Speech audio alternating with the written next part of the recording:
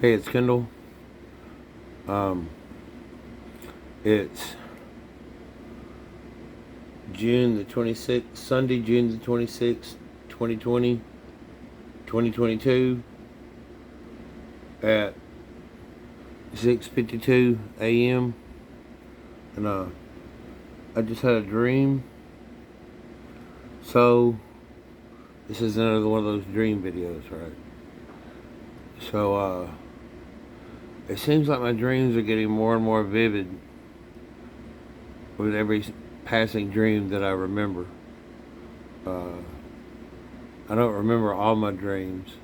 Sometimes I wake up and I know I've dreamt, but uh, don't remember it. But sometimes I do remember. As always, all my dreams are in color, which is like a thing been going on with me all my life. I dream in color.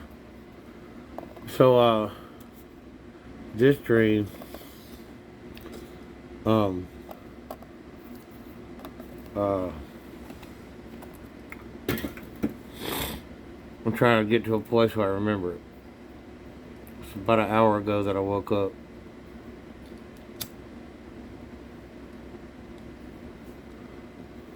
Okay. So the dream started out a park in the back of a park. It was daytime, and I went somewhere like to a large prefab building, like a large metal building, like to meet somebody and talk to them about, I don't remember what. That part wasn't important. It was more important where I parked. And it was during the daytime, and I parked way away from the building, way away from other cars, kind of almost like up in the woods. There was woods all around this building. I don't know if it was out in the country or it was kind of like in town, but yet there was a little strip of like trees and underbrush, like woods. And so I parked there. So I went in and did whatever my business was. And then when I came out, it was night, and there were no other cars in the parking lot except mine. So I had this long distance to walk to the car. Okay, so as I get to the car, I heard people talking. It's like they were talking lively. They weren't necessarily argument. They weren't necessarily arguing. They were just talking like in a real lively way. Uh,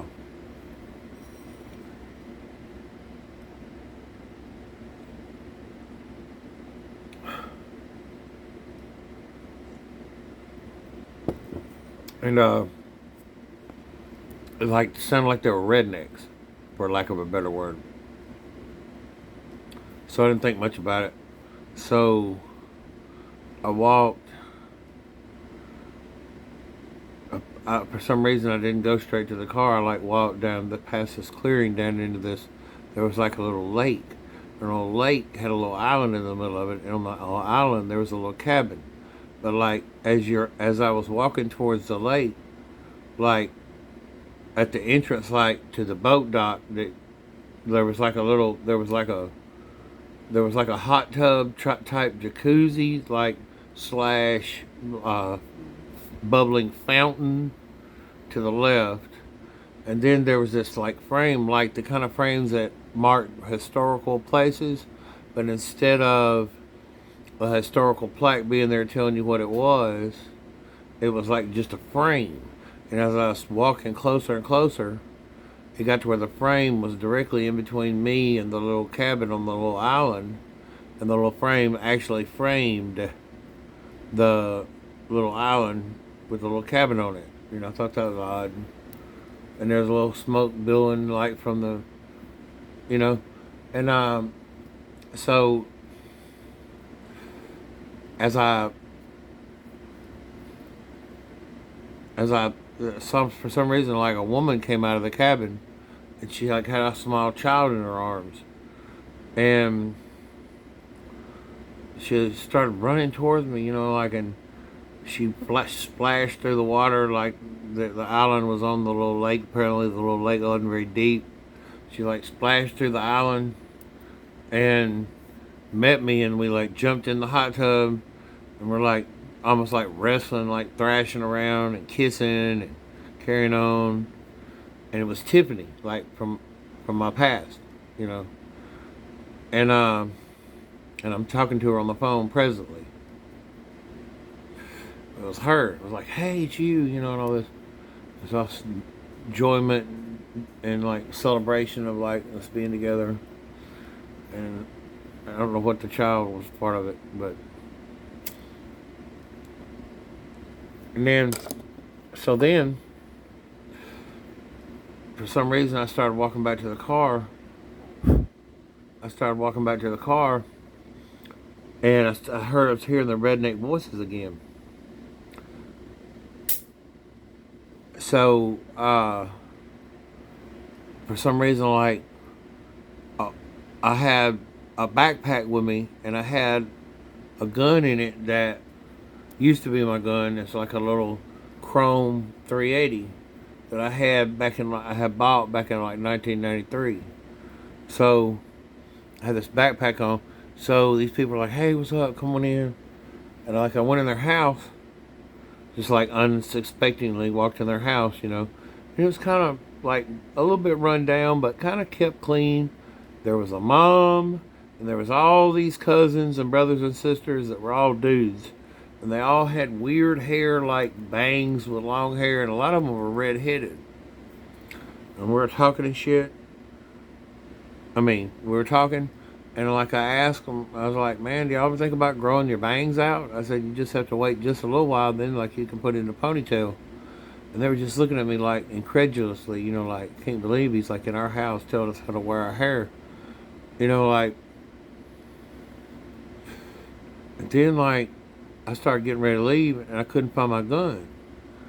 And like they started mealy mouthing around like where it was and all that. And I realized like that one of them wanted it, or they wanted it, and they were just keeping it from me, you know. And about that time, they all disappeared out of the house, and all the furniture disappeared out of the house down this like escape hatch they had built, like in case the law came. And like and the last one that was, as he was going down it, he said, "It's a bust, and you finna go to jail." And so like I was like, "What?" And I like went to the front door.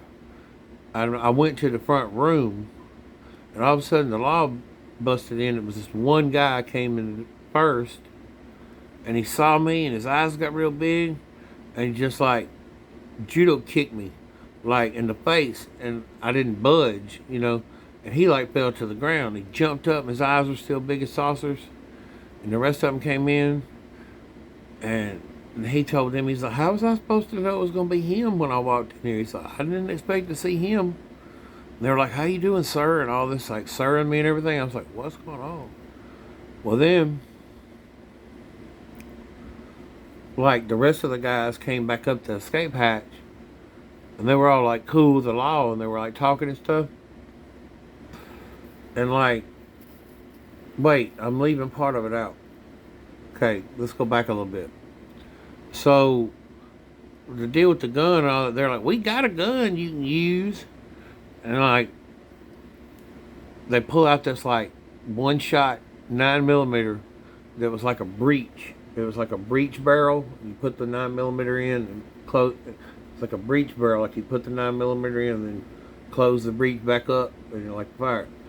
And like, they're like, "Shoot the door. Let's see how accurate you are."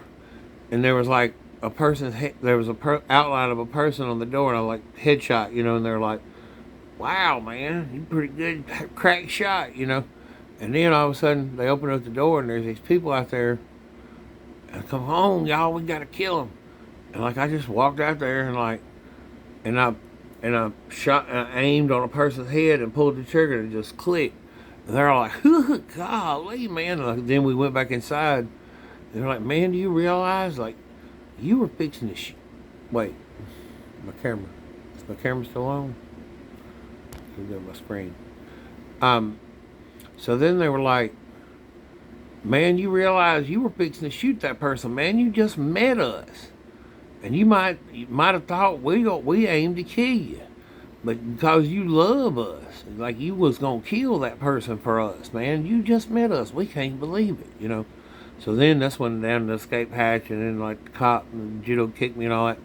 And then like they came back in there, and they were like talking to the cops. They were like, "Man, why don't y'all tell him who he is?"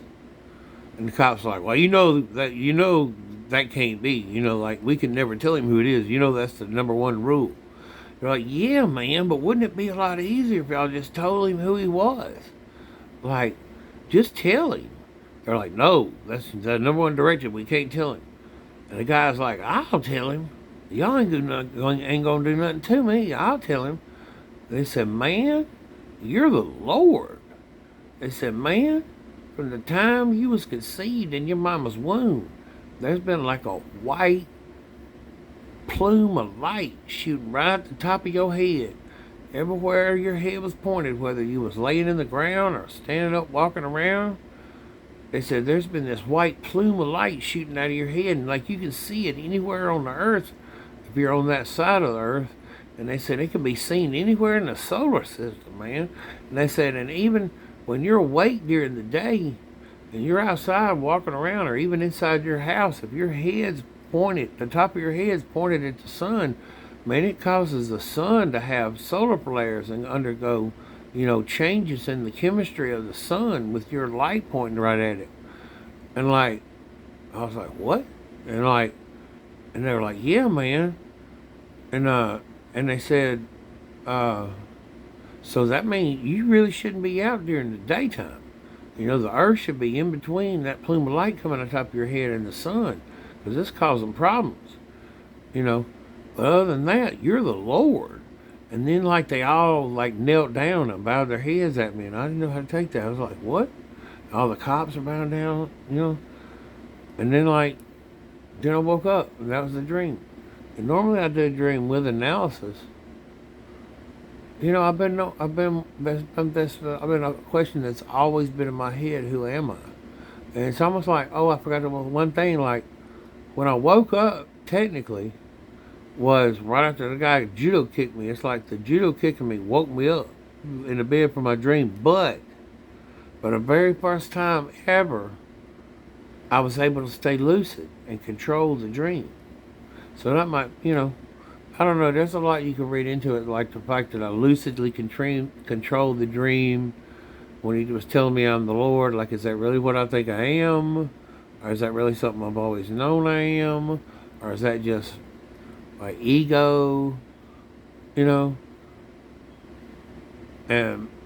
the deal with like the little perfect little island and the perfect little life, like Tiffany and the baby, that's maybe something that I've been thinking about. And going to a meeting like during the daytime and it lasted until the night, that's like my worldwide vision that I already have. And just basically, it was a great dream. The way I know it was in color was all the redheaded guys that were related, like their hair was, they were ginger colored, like red, they were redheads in the dream. So anyway, that's the dream. This one a little longer than the usual dreams. But if you liked it, I don't really know where this channel's going, but if you like this video, hit the like button, subscribe, leave a comment. At this point, I probably will read the comments. So thanks for watching. See you next time.